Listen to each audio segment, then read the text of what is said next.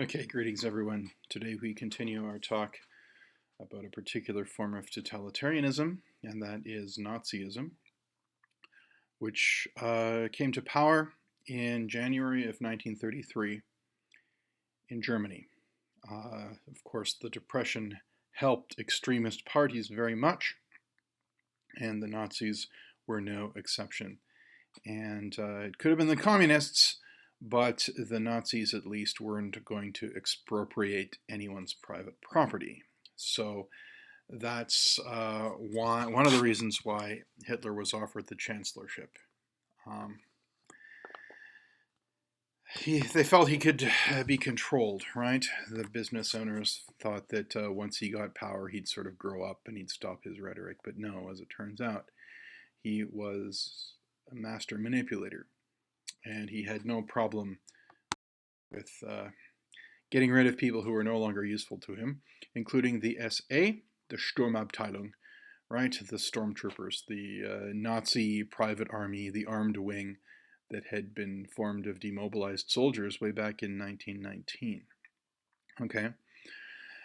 So with the SA neutered, the SS then grew in power. All right. The SS had been founded in 1928 as Hitler's personal bodyguard. It stands for Schutzstaffel, which basically means defense squadron. And the head of the SS was Heinrich Himmler. There he is. He doesn't look evil, but he really was. Okay.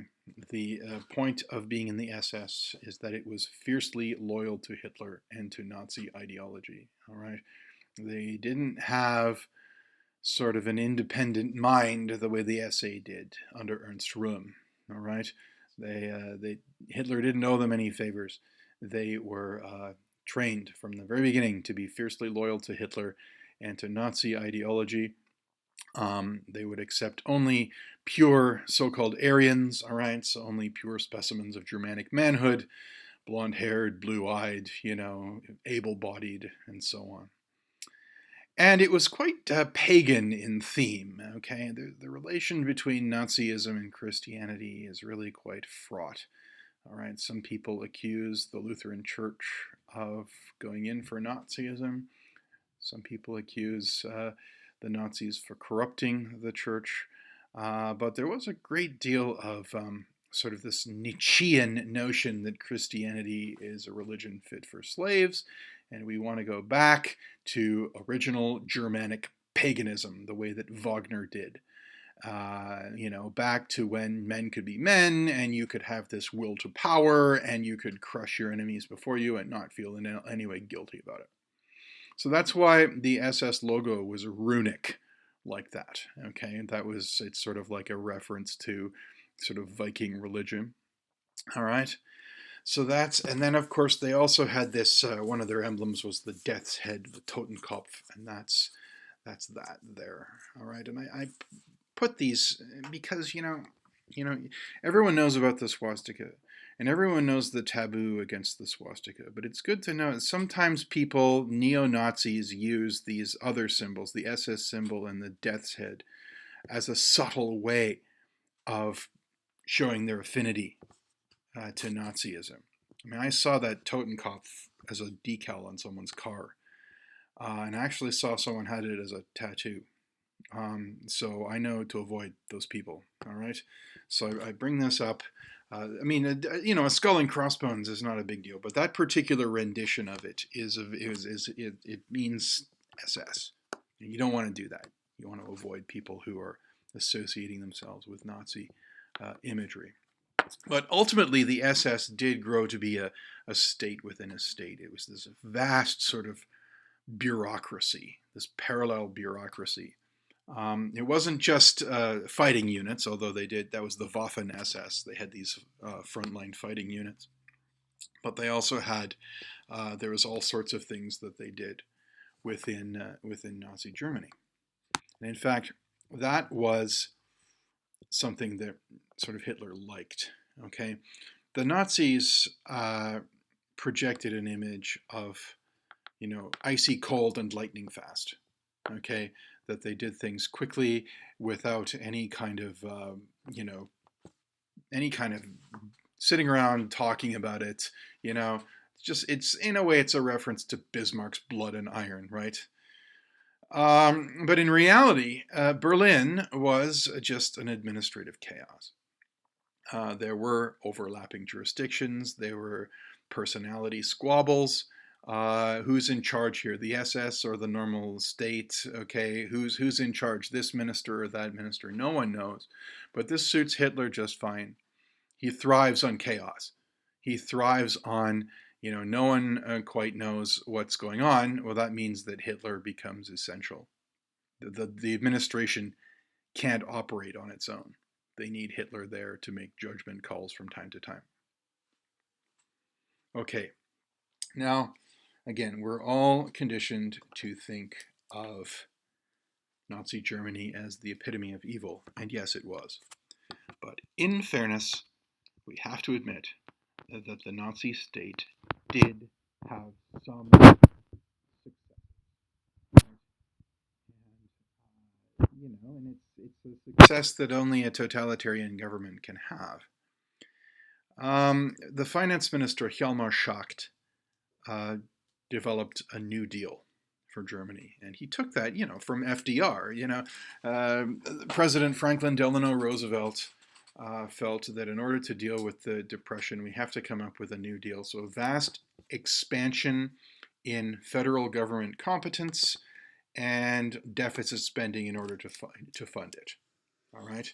Desperate times call for desperate measures.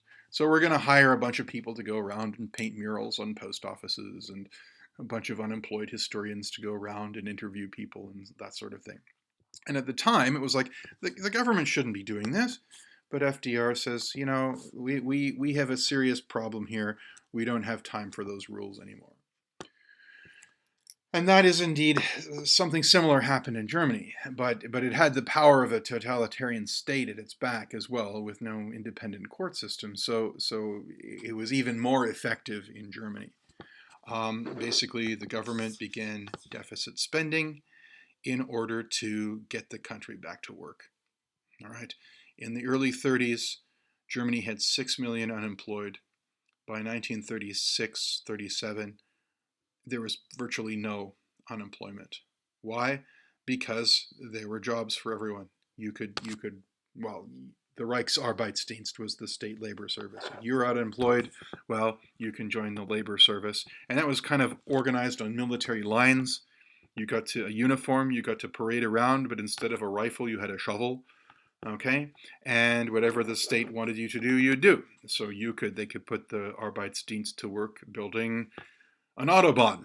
Okay, the system of freeways in Germany was started under the Nazis. Okay, so that's and the Volkswagen, again, the people's car was started under the Nazis, and it's a state-run enterprise. So they're making a car that ordinary Germans can buy, and ordinary Germans can be employed making. So these ideas were not, how to put this? I mean, these are essentially, socialist ideas, right? They're not liberal ideas, not 19th century liberal ideas. The liberals in the 19th century believed that the state should get out of the economy and let the economy run on its own, and that's the most efficient way of doing things. But now, the socialist idea that the government should intervene as often and as effectively as necessary, this has certainly taken hold. All right. So yeah, the government now employs everyone and has them doing all sorts of things, including, of course, rearmament. Right? Germany was forbidden all sorts of things, all sorts of military things by the Treaty of Versailles, but Hitler did not like the Treaty of Versailles. And so he, in secret and then openly, violated the Treaty of Versailles. They'd have factories making pipes, but no, those in fact were missiles, okay? That sort of thing. So rearmament is also a part of this New Deal. Okay, but it is a totalitarian state, so they're not just concerned about the economy, they're concerned about leisure time as well. That's where we get the Kraft durch Freude program, which was known as Strength Through Joy. This is kind of copied from Mussolini in Italy. There were all sorts of state sponsored fun things to do for the working class. So state organized travel, hikes in the mountains, all kinds of state sponsored activities for the working class. Um, you know, they were free, but the prices, or they were discounted. The prices that you had to put up with propaganda, right? That was the thing. You get stuff for free, but the state gets to tell you what to think while you're doing it. And the same thing happens. I mean, again, Mussolini has these rallies with him giving a speech. Well, the Nazi Party did the same thing every year at Nuremberg in Germany. There were party rallies. Once the Nazis took power, they had the resources of the state at their disposal, and this became this huge week-long celebration of parades and athletic contests and speeches. And if you are interested in seeing a cinematic depiction of the 1934 Nazi Party rally, you should see Triumph of the Will by a filmmaker named Leni Riefenstahl, which is it's really quite innovative in filmmaking. Okay, and Leni Riefenstahl was really an early just pioneer in cinematic technique. The trouble is that it was all about glorifying Hitler. Okay, so and it's sometimes I think it's forbidden to show this in Germany. Triumph of the Will is something you have to, if you're going to see it, it's gonna come with all kinds of warnings. The ideas in this film are not to be taken seriously. So I tell you this: have a look at it for the sake of its innovative cinematic technique, and as a historical expose of what the Nazis did in Nuremberg. But please don't take its ideas seriously. Um, Similarly, just as the Soviets had their youth movement, the Soviet pioneers, so also was there the Hitler Youth. All right, so it was like the Boy Scouts, but for everyone. I think it was just for young boys. There were a parallel organization for young girls. But actually, they wouldn't accept just everyone. I mean, you had to be pretty cool to be in the Hitler Youth. They held it up as a reward for good people. All right, but yes, everywhere you went, there was a Hitler Youth. And then finally, another example. There's the People's Radio. Okay, the Volksempfänger. The Nazis gave people free radios, or at least vastly discounted radios. The trouble is that they're sort of tuned to one channel. You couldn't change the channel. So you got a free radio, you got to listen to music, it's just that you'd have to put up with listening to propaganda every hour or so. It's kind of like PBS Pledge Week. You can see a great show, but then it stops and there's 15 minutes while they're trying to ask you for donations.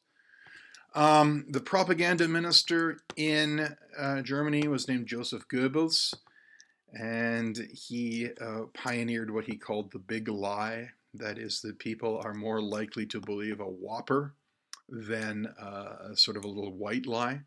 And so he had no problem, just telling these whoppers and with a straight face and continually. And sure enough, before long, people would start to believe them. So there's Goebbels, all right, with his swastika armband.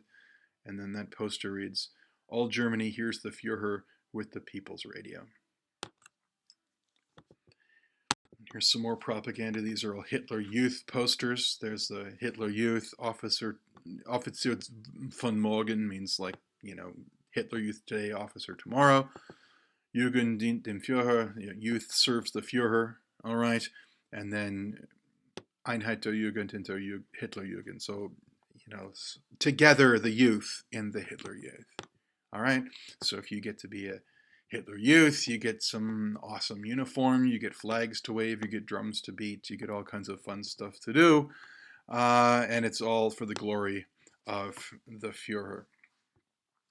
Here's a still from the Nazi. They constructed this huge parade grounds in Nuremberg, which you can still see. Apparently, they haven't completely destroyed it. They've retained it as a kind of a monument to the Third Reich, but not in any way to glorify it. That's a still from Triumph of the Will. And then there's this another thing. The final night of the party rally, they shone these Klieg-likes straight up into the air. That was the brainchild of Albert Speer. He thought that produced a certain effect, and yes, people thought that was really kind of cool. They called it the Cathedral of Ice.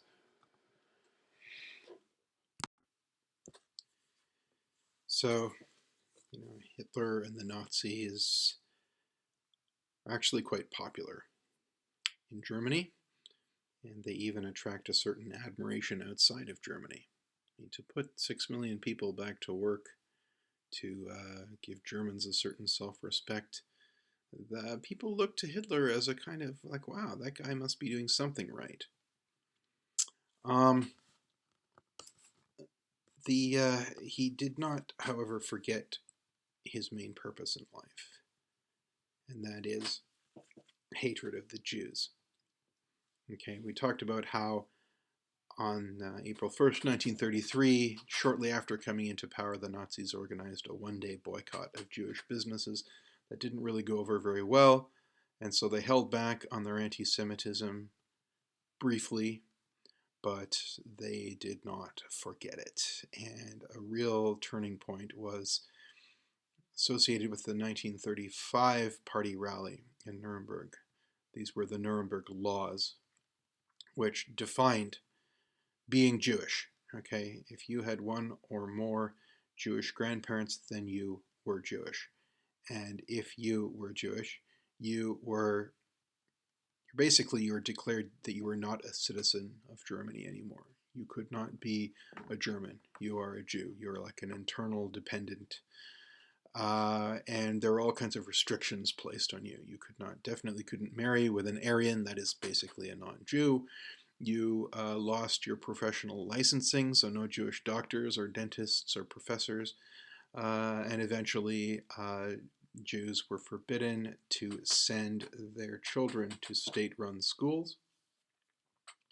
And of course, the Nazis are totalitarian. They reserve the right to stick their nose in every nook and cranny of national life. So all voluntary associations were subject to Nazification. That is, that they had to file a report that whatever they were doing was in accord with Nazi party ideology, first and foremost of which was that they had expelled all Jews. Okay, so that is how they enforced their policy. This was, of course, accompanied by a steady drumbeat of propaganda. Here is a film, The Eternal Jew, done with Eviga Yuda with that fake sort of Hebrew writing. And look at that. You can see how evil those Jews are.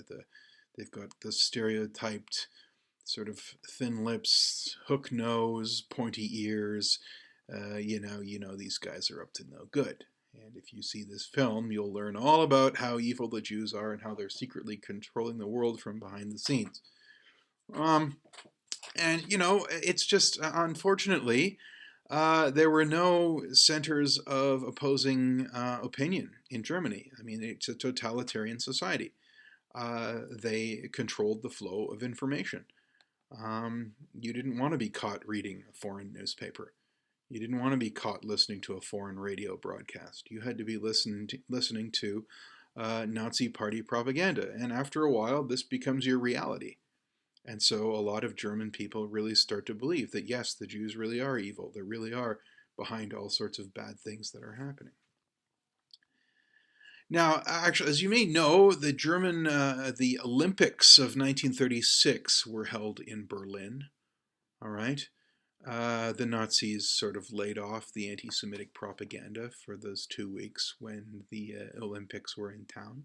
Famously, Jesse Owens, a black American, won a race to the consternation of Hitler. But once the Olympics were over, they were right back to this anti-Semitic propaganda. And a very famous episode in Nazi anti-Semitism occurred on November 9th, 1938.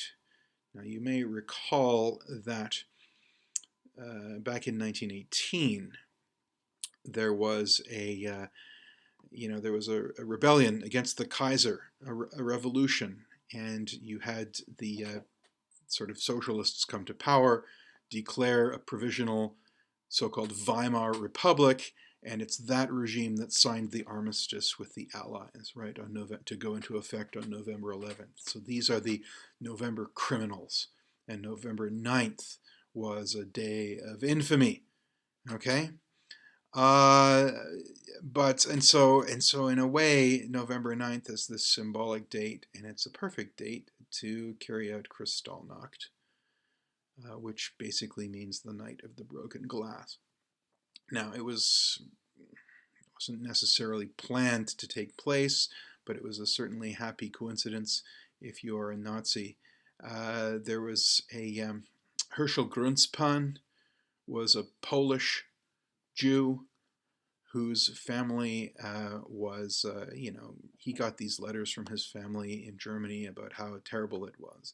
He himself was in exile in France, and he went to the German embassy in France and basically said, "What's going on with my family? Why can't you do anything?" And Ernst vom Rath, okay, he's a third secretary of the German embassy, by this point thoroughly Nazified. He's like, "Get out of here, Jew." And so Herschel Grunspan went home, got a gun, and came back and shot him. Okay? So that's a problem, isn't it? What happened was that German society spontaneously rose up and took its revenge against the Jews. Okay, well, it was nothing spontaneous about it at all. It was all coordinated by Reinhard Heydrich, who was the head of the secret state police, the Geheime Staatspolizei, also known as the Gestapo. All right. So of course it's all cast as, oh, the German people were deeply offended that a Jew would have assassinated one of our agents. But in fact, it was all done. It was all organized. And so yes, synagogues, homes, and businesses were attacked. About 1,000 Jews were murdered. A whole bunch were sent to concentration camps, and they were forced to pay for the cleanup, to add sort of insult to injury.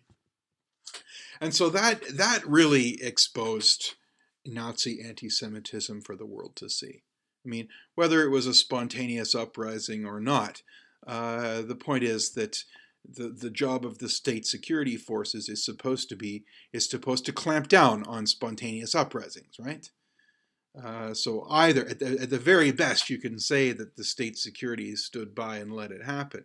But of course we know, and I think everyone at the time knew, that it was nothing spontaneous about it at all. The state security forces orchestrated this. There's Heydrich. Note that his name does not have a D in it, unlike Reinhardt University. And there's some of the aftermath of Kristallnacht, where Jewish businesses had their windows shattered. Unfortunately, by 1938, it was kind of too late for anyone to do anything, because Hitler had made it his goal to undo the Treaty of Versailles, and he started rearming, first in secret and then openly. And by 1938, it was judged that he was much more militarily powerful than his neighbors.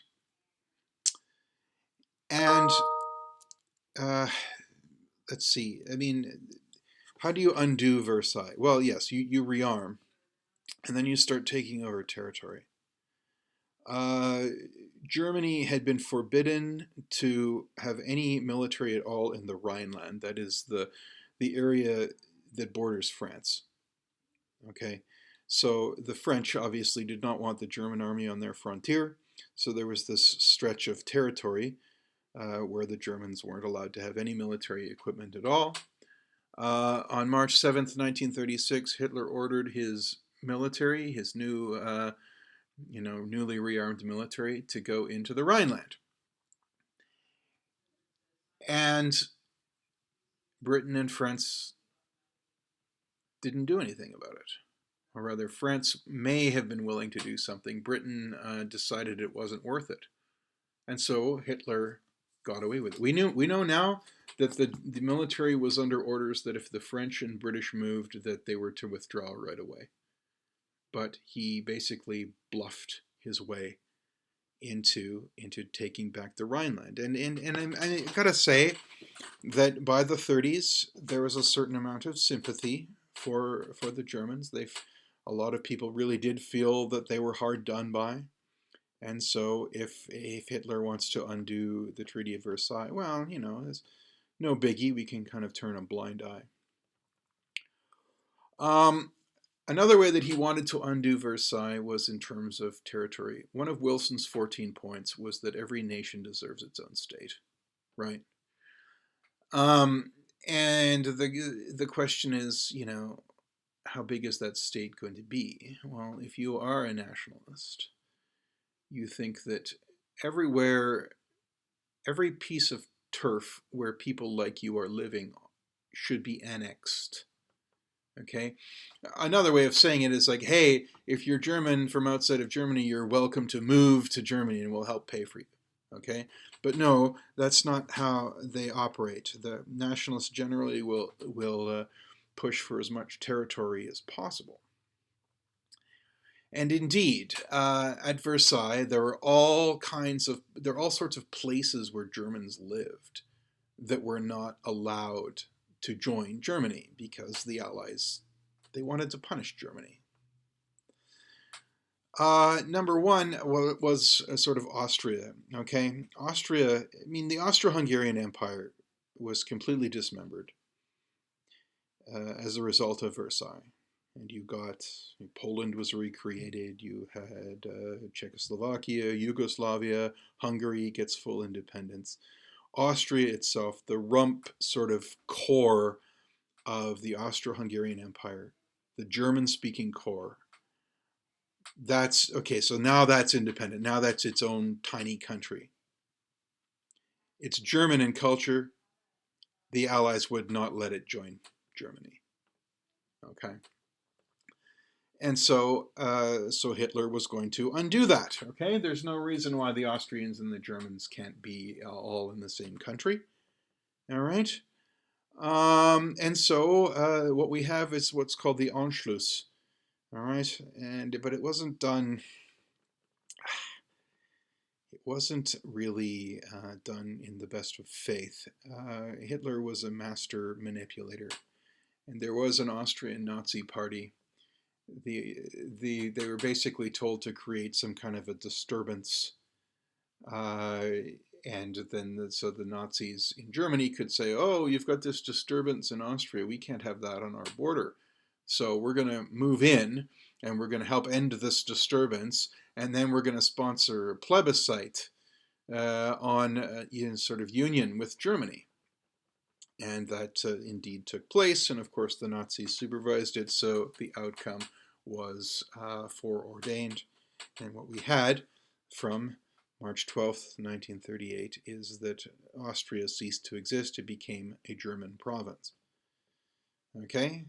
I don't think the Allies liked this very much, but, well, okay, we'll let this go. We'll let this happen because, this actually was an issue back in the 19th century. So now we've solved that. So Austria and Germany are now one German-speaking state. Then there's another, that fall, there was another crisis. Okay, it's called the Sudeten crisis. Now, the Sudetenland is in Czechoslovakia. Okay, it's a mountainous and industrialized area on the border with Germany. It's also culturally German. So by rights, Germany should have it, but it was given to Czechoslovakia back at the Treaty of Versailles because they wanted to give this new state a certain advantage. You wanted to give it a kind of defensive perimeter, and they also wanted to give it the industry.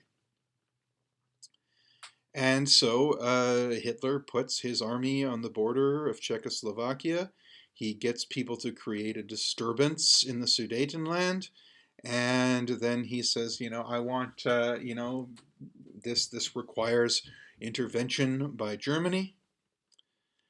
Now, it's important to remember that both France and Britain did have a formal defensive alliance with Czechoslovakia. And if the Germans moved in, then by law and diplomacy, France and Britain would be at war with Germany. Nobody wanted this.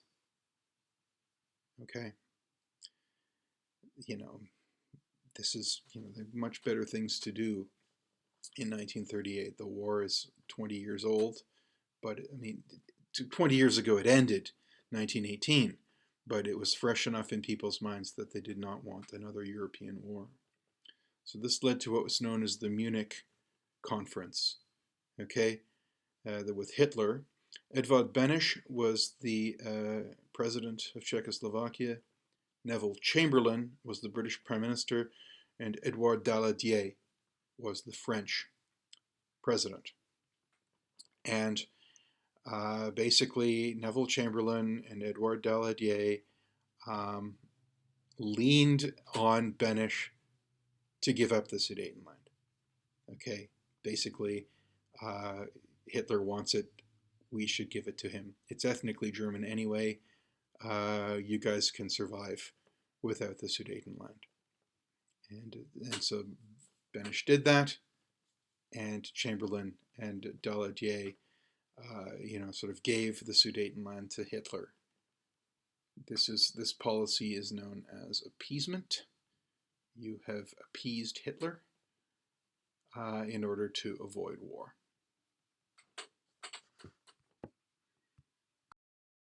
Here's a map of the situation. Everything is sort of that puke color is the Sudetenland. Okay, so you can see, it's Czechoslovakia as a country hasn't existed since 1993. It's divided into the Czech Republic and Slovakia, but it used to be one country.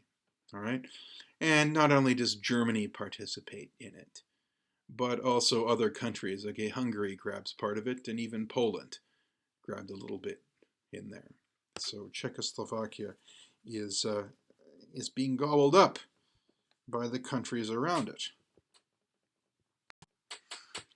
There's a very famous picture of Neville Chamberlain. Chamberlain has gone down in history as a dupe. Okay, he, and appeasement is now a very dirty word. But it is very important to remember that at the time, September of 1938, Chamberlain was very, very popular because he had managed to avoid war, and no one wanted a war. So here's a famous picture of Chamberlain coming back from Munich, landing at Heathrow, and pulling out, I have in my pocket a paper signed by the Führer saying that this is his last territorial demand, giving us peace in our time. Okay? And he was the man of the hour.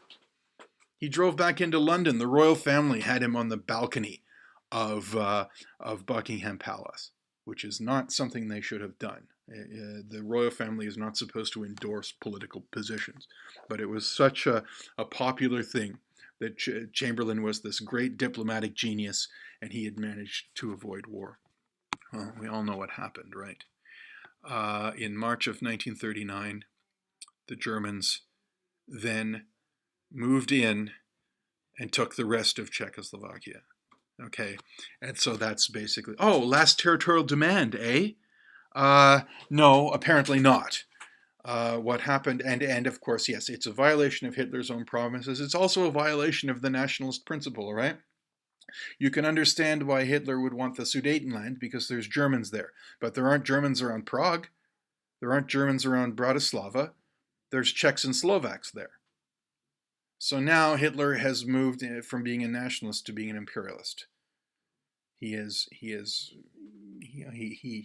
basically, he reserves for himself the right to conquer his neighbors, and everyone knew who was next. Okay, that would be Poland. Okay, Germany had ruled most of Poland prior to the First World War. Poland was recreated at Versailles. Just bits of Germany were Germany, Austria-Hungary, and Russia were sort of amalgamated to form Poland, basically the area where the Poles lived. Poland was given Danzig, even though Danzig was a German city. This port city was given to Poland, and there was something called the Polish Corridor that connected Poland to Danzig, and that was where Germans lived. So that's a violation of the nationalist principle. But of course, does Hitler just want Danzig? Does he just want the Polish corridor? Of course not. He wants all of Poland, just as he has taken all of Czechoslovakia. The big problem is that right on the other side of Poland is the USSR. And the USSR, of course, is the mortal enemy of Germany. Because on the one hand, the USSR is beholden to a totalitarian ideology known as communism. It's all about the international working class. Germany is beholden to a totalitarian ideology called Nazism, which is all about the German folk, okay, the German people. And so there's a clash between these two fundamental understandings of the groups that we want to favor. All right. So diplomatically, Germany and the Soviet Union were completely at odds with each other. But Hitler was willing to make a deal with them. Okay, and there's a whole story about this in 1939. Could the Allies, could France and Britain have made an alliance with Stalin?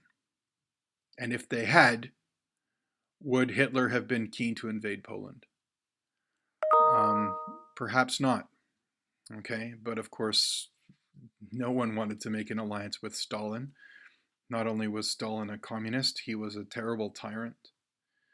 And so Chamberlain and Daladier refused to have anything to do with Stalin, and they figured that Stalin would never make an alliance with Hitler. But on August 23rd, 1939, they surprised the world by saying that, yes, indeed, we have now a non-aggression pact between the Soviet Union and Nazi Germany, and this is known by the names of the foreign ministers of the regimes, the Molotov-Ribbentrop Pact of August 23rd, 1939.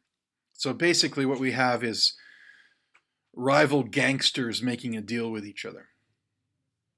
And, sure enough, a week later, the Nazis created a disturbance in Poland, and that required them to invade Poland and to conquer it. And this time, the British, and the French basically, they had a defensive alliance with Poland as well. And so on September 3rd, Chamberlain gave an ultimatum to Germany to withdraw. Germany didn't. So by September 3rd, 1939, Britain and France were at war with Germany. And that's usually the formal beginning of the European theater of the Second World War.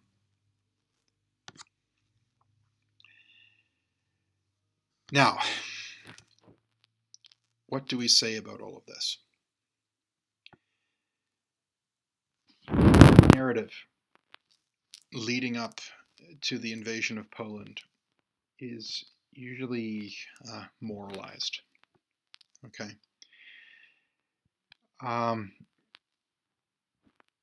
People think, dang gummit, if only we had stood up to Hitler, if only we had prevented the militarization of the Rhineland, if only we had prevented him from rearming, if only we had prevented the Anschluss, if only we had sided with Benesch in 1938. Okay? So the idea is, instead, what did we do? We appeased him, right? He wanted something, so we just gave it to him in the hopes that that would satisfy him. But of course, no, it never satisfied him. He preys on weakness. He's a bully. You give him something, he'll just come back for more. So appeasement has gone down as a very dirty word in English, and it is a very, it's just bad policy. We've got to stand up to the bully before he becomes a problem. The choice is a short war now or a much worse war later. What do you want? So that it becomes a trope in political discourse about foreign policy, that we must not be appeasers. No more Munich, all right? Munich. Again, that is a symbol. No more Chamberlains. Okay, both Munich and Chamberlain and appeasement are bywords. However, how to put this? Why did we get involved in Vietnam? Well, we got involved in Vietnam because President John F. Kennedy was determined to stand up to Hitler before he became a problem. Okay? This is, in fact, Joseph Kennedy, JFK's father, was the American ambassador to Britain in the 30s. And Joseph Kennedy was an enthusiastic supporter of appeasement. And this became a campaign issue for JFK. When he was running for office, his opponents said, your dad was an appeaser. Your dad was up there with Chamberlain. And so JFK comes into office determined not to be like his dad and determined to stand up to the bully before the bully becomes a bigger problem. Okay?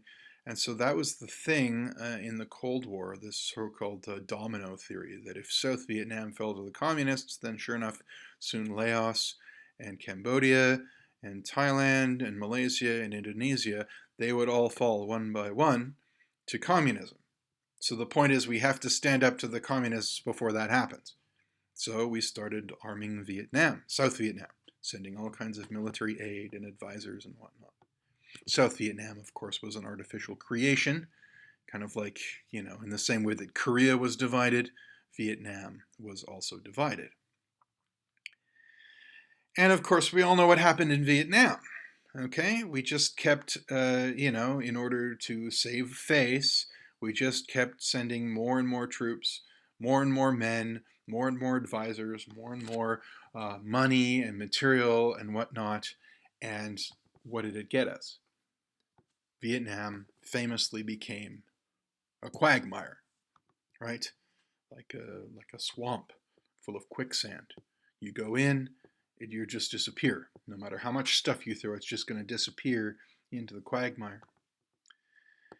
And so this is the other famous trope in foreign policy. All right, and every time America goes to war, there are other people who are going to fear that it's going to end up like a quagmire, just like in Vietnam.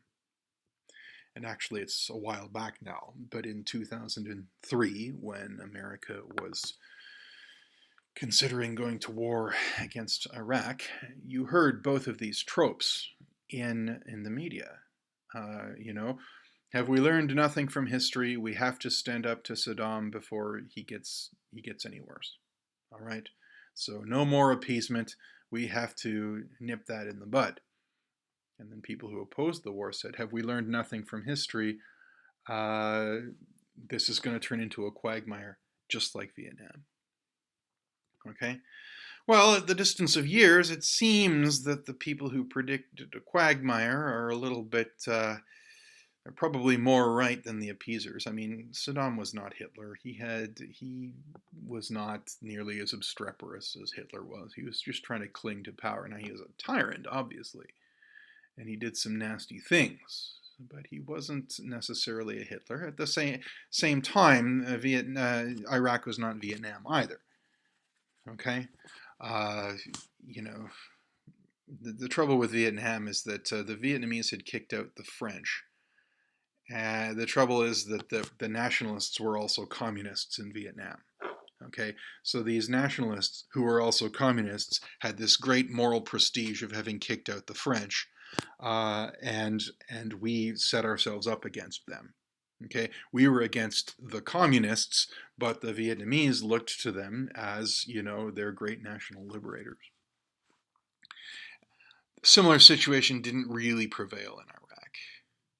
Okay, so neither of these tropes necessarily applied. All I'm saying is, yes, we have fantasies about going back and stopping Hitler before it got too late. But I would say this: whenever someone makes an appeal to history, you really do have to take a step back and ask yourself whether it is actually appropriate or not. Okay. I'm not saying history has no predictive value or pedagogical value. It can act as a model for our own behavior, but sometimes the differences between history matter more than the similarities. So with that, I will leave you and see you next week.